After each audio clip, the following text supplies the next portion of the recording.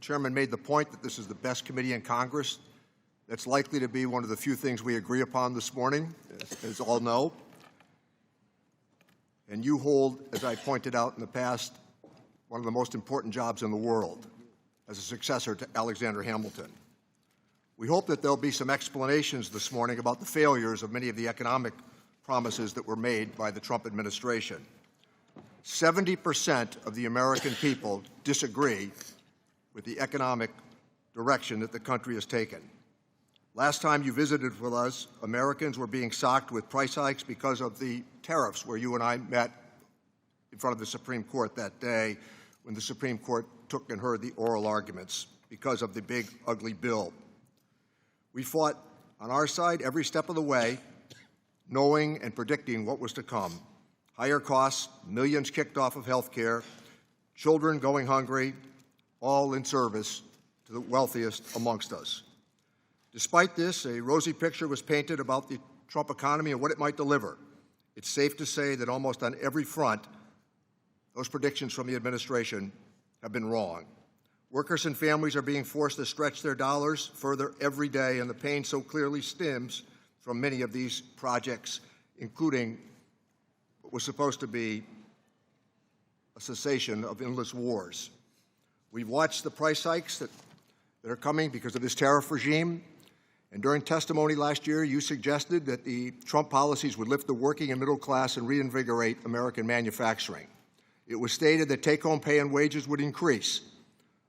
You relied upon consumer confidence data to tout the strength of the economy. You pointed out that inflation was improving and that costs, including food, energy, and shelter, would be coming down. And now we have a chance to reflect upon what actually happened, including the slow walking of the tariff refunds that are due. Families are forced to shell out $1,700 more last year to cover many of the costs that were estimated to be rosy here not that long ago. Between the tariffs, the Iran war, prices are rising faster than they have in years. Last month, the inflation rate ate up paychecks. Appreciated the chairman's position on pointing out that there has been a routine of 3% increases, but when you're paying more for everything else, that quickly goes away. The price of a tank of gasoline in many places has gone up by almost 50%. That's a staggering amount. And despite the bullish assessment in January that economic growth would hit 5.4% in the fourth quarter, that growth came in at approximately 0.5%, not even a full percentage point. That's not spin. Those are facts. The administration continues to argue that down is up and to convince people that their pain should be subjugated to patriotic causes. Whether celebrating higher credit card delinquencies on households, they're spending more every day because of the economic policies of the administration.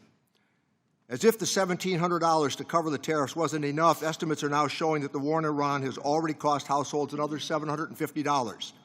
And while an extra $200 in gas costs might not be a lot for some folks in the administration, it sure is for a lot of working families.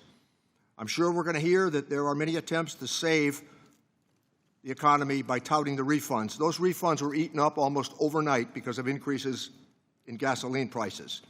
Tax refunds fell short of the promises by 65% and have been completely wiped out, as I noted, by price hikes.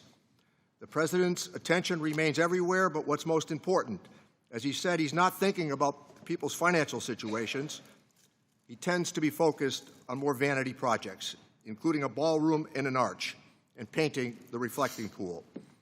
We are now ready for a cage fight on the South Lawn and perhaps a $250 bill with his photograph on it.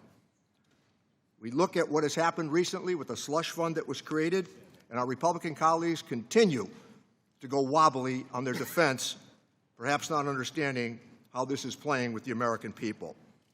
I know the administration has been busy trying this week to explain all of it, telling members of Congress that the slush fund is dead, apparently not consistent with what the president offered but 24 hours ago. Let's be real. The $250 bill might be needed because of the price hikes that are coming to the American people. Americans have made this very clear. 77% say the policies have increased the cost of living, and more than half say it's worse than they can previously remember. Consumer sentiment is currently at a record low. The savings rate for American has dropped to 2.6%, cut in half in just a year. When we look at this economy, we see failure upon failure. The policies that have been proposed have really not worked for average Americans.